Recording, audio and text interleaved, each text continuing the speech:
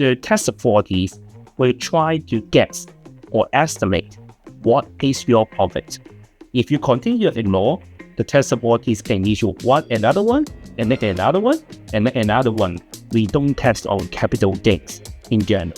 Hi, Henry, and thanks for being here today. No, thank you for inviting me, Alessandro. Can you tell us a little bit about your company, what you do, what kind of service you provide? I'm Henry. I'm now the head of tax of ONC Lawyers. Before that, I started my career in a Big Four accounting firm in the taxation department as well. And then later on, I become the tax partner of a sizable CPA firm.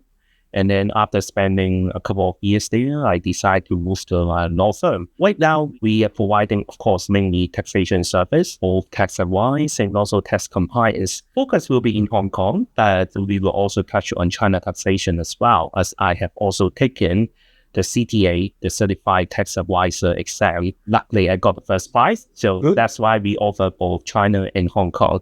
And definitely, because now I'm in a law firm, we can also offer the legal service as well. Perfect. So let's talk about taxation. This is a topic that many clients ask about. Obviously, everybody wants to know about taxes. So let's start with a question that I get asked.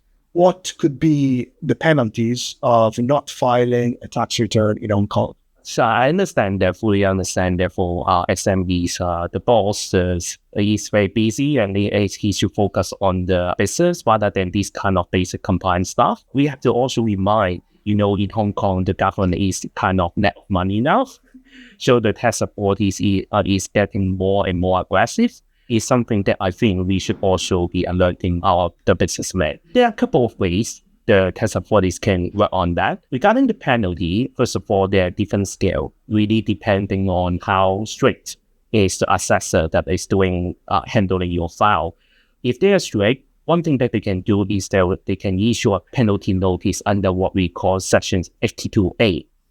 What does it mean is that they try to impose the maximum penalty to you for failure to file the tax return by the deadline. What is the maximum penalty? Is the 3 times of the tax charge. Maybe you are supposed to only pay some little tax in Hong Kong, but because the penalty is huge, 3 times, so it becomes a big amount. So it's something that you don't want. We can see that there's an increasing chance the tax authority is going to do it for those who have been outstanding for maybe more than 1 month or 2 months that you would expect even difficult to explain. To a lesser extent, of course, some of the cases, the tax authority adopts a more lenient approach that they only issue a small penalty to you. Okay. But that comes with the condition that you have to file the tax return within 1 to 2 weeks. And normally, the problem is that it's difficult to do everything within 1 to 2 weeks. You will only start it after you receive the notice. So later on, it becomes the first case again, which is the 3 times of the tax undercharge.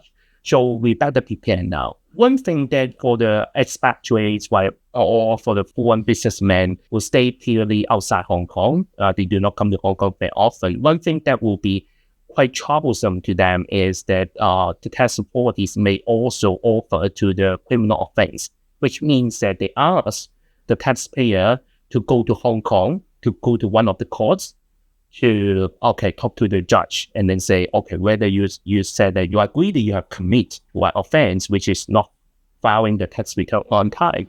So which could be quite troublesome to those SME businessmen, which is not really stationed in Hong Kong because they have to travel, of course, back to Hong Kong to do it.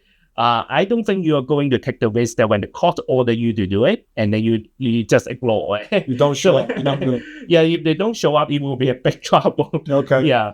So it's something about the penalty. Besides the penalty, one thing that I also wants to highlight is that the tax authorities will try to guess or estimate what is your profit.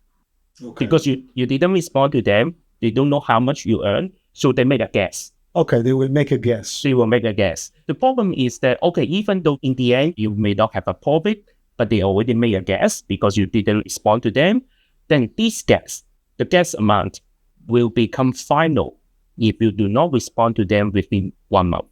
Understand. Yeah. So even though after 1 month, then it would take a really lengthy procedure to try to step in and then say, oh, this is wrong because you missed the objection that night.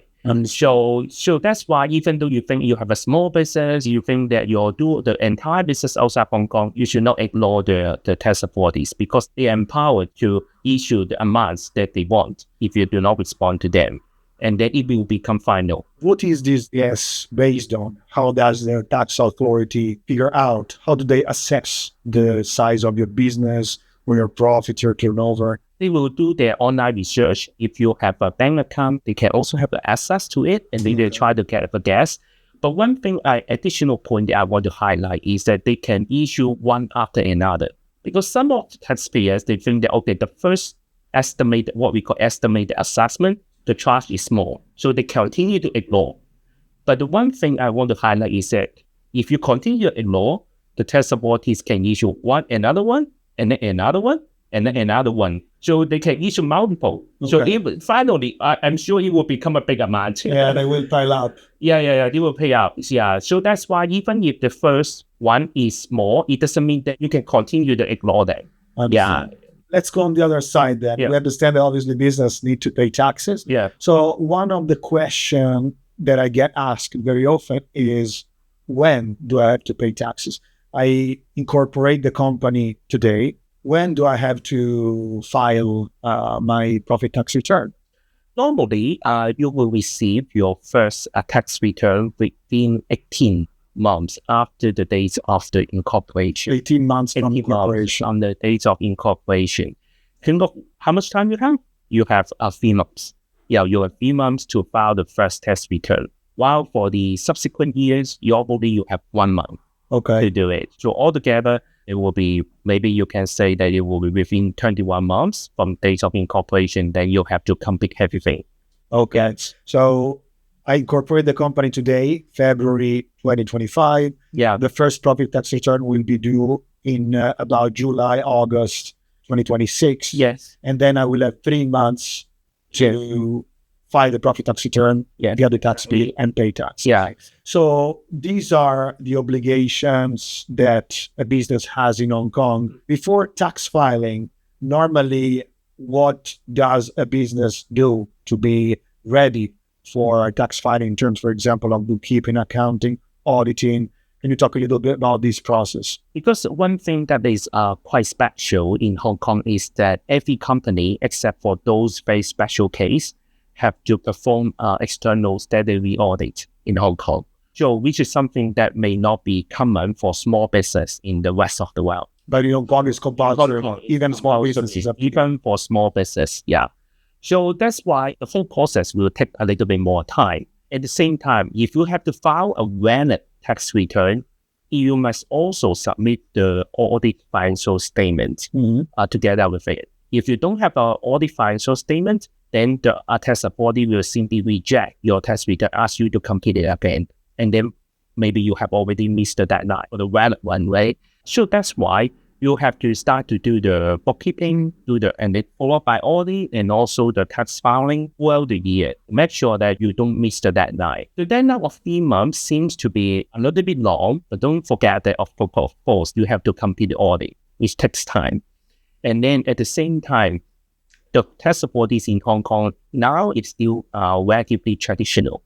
So they prefer to have original copy for both the profit tax return and also for the audit financial statement. Normally, they do not accept e-copy for that. Okay. So that's why if you are stationed outside Hong Kong, it takes time for you to courier the documents back and forth. So that will take some time. So don't stay until the last minute to do it. Otherwise, you will end up into trouble. So if I have a business owner and I am from Europe, for example, and I have a business in Hong Kong, my company is incorporated in Hong Kong, do I have to provide the physical copy to the IRD, to the Inland Revenue Department, right? I have to ship it there in Hong Kong. So that's why I need a little bit more time. Yeah, back and forth. And then, because for the tax return, it has to be filed a hard copy and the original copy, which I think the tax authority will be issued to your Hong Kong address. They will not issue it because for every Hong Kong company, you must have a Hong Kong address. So they will issue it to your Hong Kong address They will not issue it to your European address. Yeah. So, and then you need to file and do courier back and forth, and that will take some time. The company sector in Hong Kong will take care of this process. Yeah. They will receive the documentation from the tax authorities, and then there will be the back and forth with the client. Yeah, that's why they have to find a reliable one. With a few cases that the company secretary is not doing their work, they maybe for the 3 months or maybe after 2 months, they only inform the client that, okay, we got a tax return. After 2 months, that they receive it. So that will make things very trouble. So you must find a very reliable company secretary. So one of the important tasks of company secretary is the notification. Yeah, giving information to the clients of what is going on with his business. Yeah, just like yesterday, I just was being notified by a company secretary that a tax return is that after a week. The return was issued a couple of weeks ago already. So it's not something that is responsible. Obviously, another question that I get asked very often is how much do I have to pay in taxes, right? So we know that Hong Kong is very attractive for many Westerners, for many overseas businessmen. They come here, take advantage of the tax system in Hong Kong, which is, in comparison especially with Europe or other parts of the world, is very interesting. So let's talk a little bit about how much businesses do they have to pay in taxes. People like to pay tax in Hong Kong. People don't like to pay tax in Europe or in the US so that because of the tax rate difference. So basically in Hong Kong, we adopt a 2-tier tax rate scheme. For the first 2 million of Hong Kong dollars, we charge 8.25% only. So basically you can remember it's 6%. 2 million means around 250,000 US something. So after that, the tax rate will become 16.5%. So this is the normal tax rate. So 8.25 for the first 2 million and then 16.5 for the remaining. But Hong Kong, we are still more attractive than that, right? In the way that, we have adopted some kind of territorial base of taxation system. So you carry everything outside Hong Kong, maybe you have a possibility that you can pursue not even 0% tax in Hong Kong. It's something that many of foreign businessmen find it very attractive. So of course, it has to go for a few procedures, but it's something that you can achieve. And at the same time, we don't tax on capital gains. Generally, I would say we don't tax on capital gains and also for dividend income. So it's something that you cannot find in the Western countries. Of course, for some special industries, like some R&D or some special industries, of course, we offer a much lower tax rate as well. 16.5 is the maximum. Although I think it's already very attractive, right? We can look even lower. Yeah, compared with some tax rates that we have in Europe, even 16.5% is already very good. Yeah. 8%, obviously, for the first 2 million is even more interesting, especially for business that just start. Right? Yeah. The first year, it could be very troublesome. You need to get momentum, to get things started.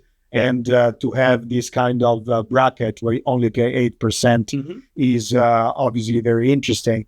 Some businessmen ask me, is the 0% tax automatic? For example, if I don't have any business in Hong Kong, I automatically qualify for the 0% tax, or do I need to go through a certain process?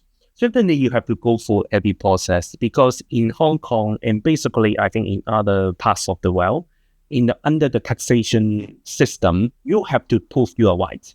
You have the obligation to prove it. So that's why you cannot simply talk to the tax authority, say, I do everything outside Hong Kong, and then they will trust you. It's not going to be the case. Okay. So they must issue. If you have a profit, of course, you will have a loss, then nobody cares. But if you have a profit, then definitely they will come back to you and ask you, my experience over 20 questions, and then of 5 to 6 pages. Okay. And then to make sure that every step that you do is outside Hong Kong. It's a misunderstanding that as long as your customers are outside Hong Kong, it means that it's offshore income. It does not look like that. So you have to look at every step of your operations, not just the location of your customers. Even though your customers are in Hong Kong, you can also emit as long as you carry out everything outside Hong Kong. So focus on the operation, rather than the location of the customers. Right. So it seems like that the process is, you need to go through different steps. Yeah. And it could be complicated. So sometimes you need the help of a specialist, someone that can help you out to go through this process. What size of business would you advise to do this type of process and apply for the offshore claim? Is something that you would advise to every type of business, small businesses, medium, large? In which case do you think it makes sense? I think even for small business, it also makes sense because you may have spent some costs, but they are one-off costs. And then as long as you have a long-term plan for your Hong Kong company, even if it's a small business, even if you earn small amounts of profit every year, but it will accumulate, right? And the tax saving is between, like what I said, 16.5% and 0%. So it's still a quite huge difference, right? If you count it every year. Yeah. And then the tax authorities is not going to come back to you every year, although they will come back, but not every year. They will only come back once, maybe 5 years, something like that. So you only have to pay one cost, which covers 5 years of benefits. So even for, I would say, if you have only 50K US, something like that, I think it's something that you're worthwhile to try. Let's say if you have 50K US in turnover, revenue, you might try to do an offshore claim. Below that, probably it makes more sense to pay 8% tax. Yeah, because the tax rate is low. So you can qualify for that. Okay, we have talked about profits, taxes on profits. What happens if there is a loss?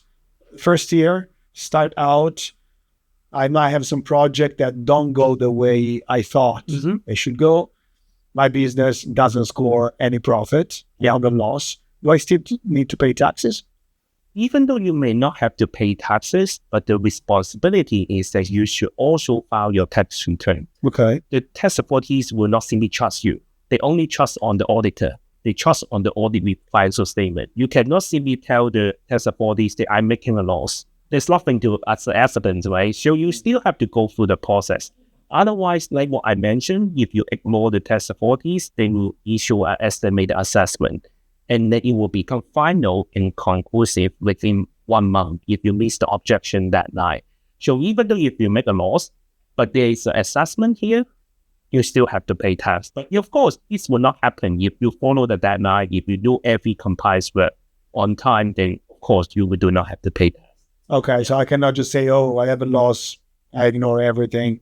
Yeah. Sorry. You still have to. The tax authorities think that everybody is a liar. They will change all the time. Yeah. Okay.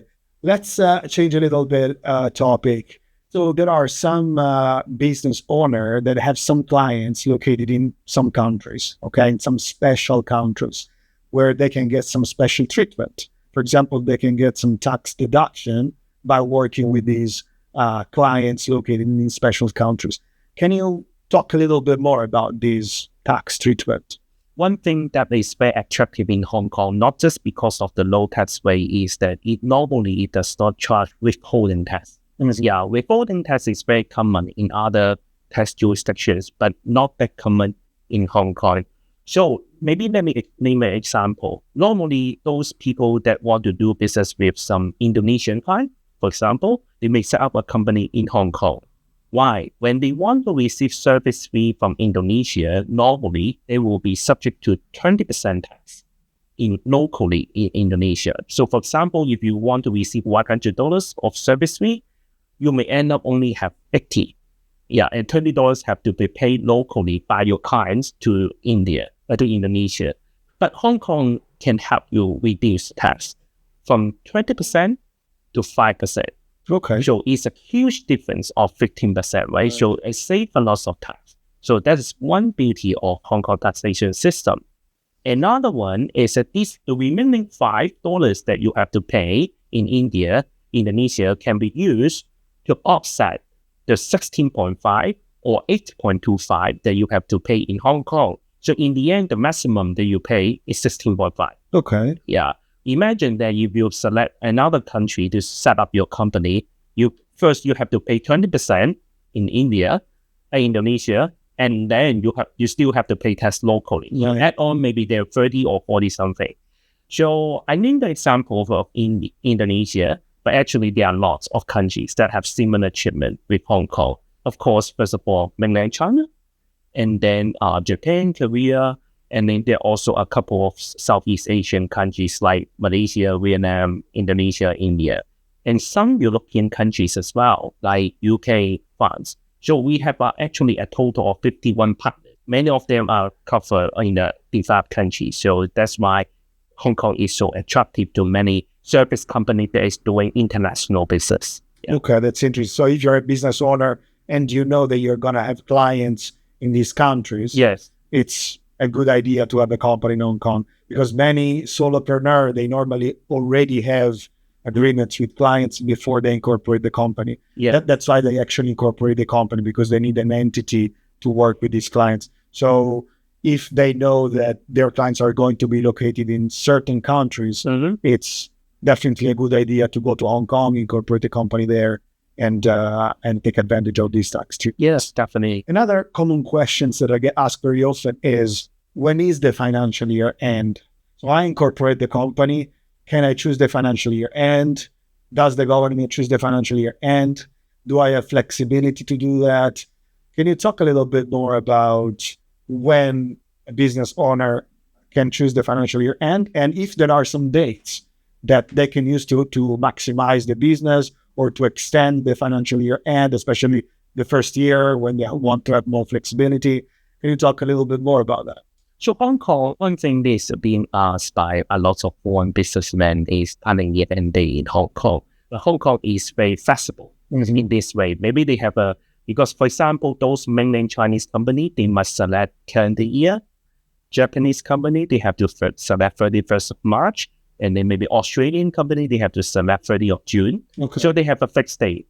So they think that Hong Kong also have a fixed date, but actually Hong Kong is very free. You can select. It's more flexible. Even very flexible that you can select any days that you want. Of course, a more common day will be 31st of December, 31st of March. But I can also see there are lots of companies selecting other days because they don't want to clash with other common days that Hong Kong company will select, because actually you can select any days legally. What will be the maximum period that you can do in the first coming year is that you can prepare your first set of audit report. You have to prepare it within 18 months from your days of incorporation. For example, if you incorporated a company in, let's say, September 24, then you can choose and you select like a December year end as your accounting year end.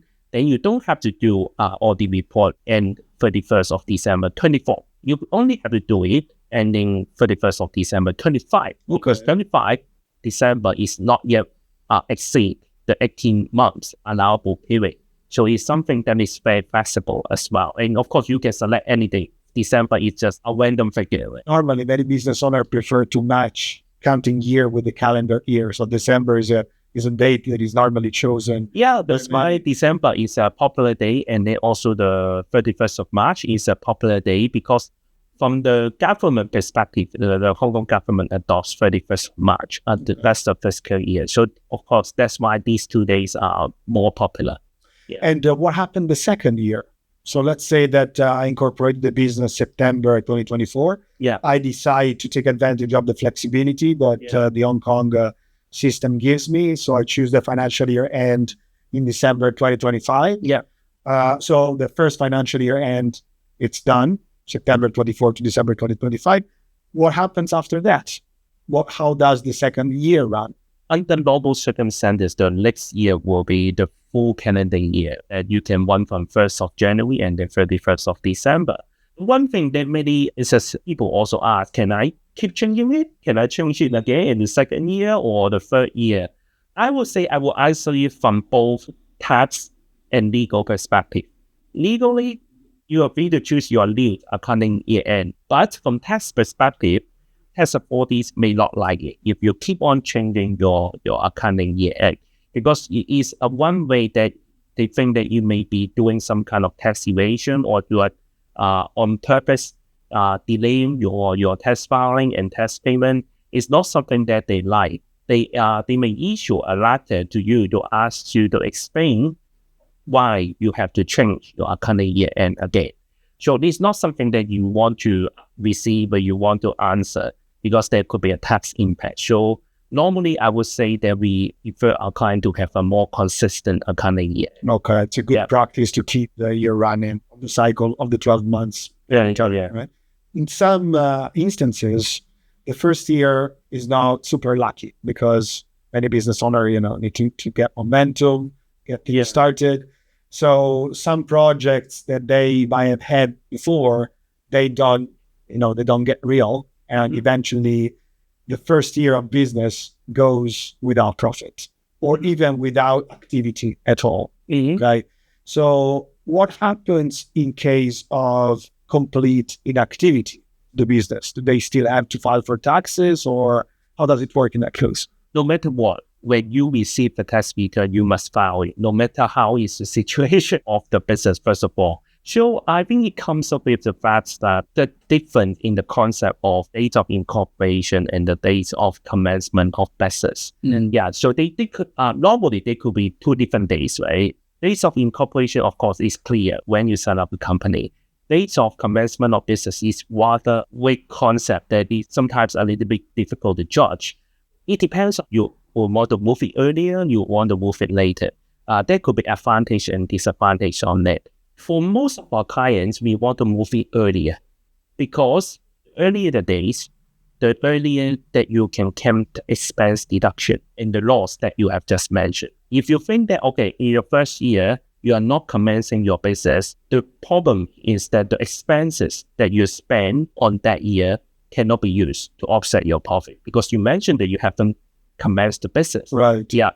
And expenses can only be deductible after the commencement of business if it incurred after the commencement of business. So that's why they occasionally want to move it earlier because for a normal business, you incur expenses before you have income, right? It's normal. So we want to move it earlier so that you can claim expenses on the deduction. And that one beauty of Hong Kong taxation system is that you can carry forward the loss for unlimited years. If unfortunately you only have in the first 3 to 5 years you have a loss, in the 6 years you have a profit, you can use the accumulated loss to any single amount to offset the subsequent year profits. So there's no time limit to use the loss.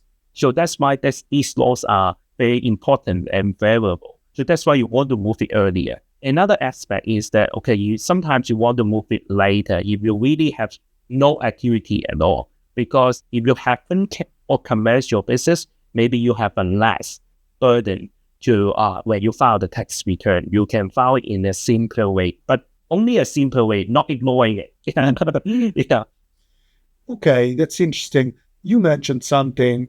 You said when you start the business, obviously you incur in expenses before getting the profit, right?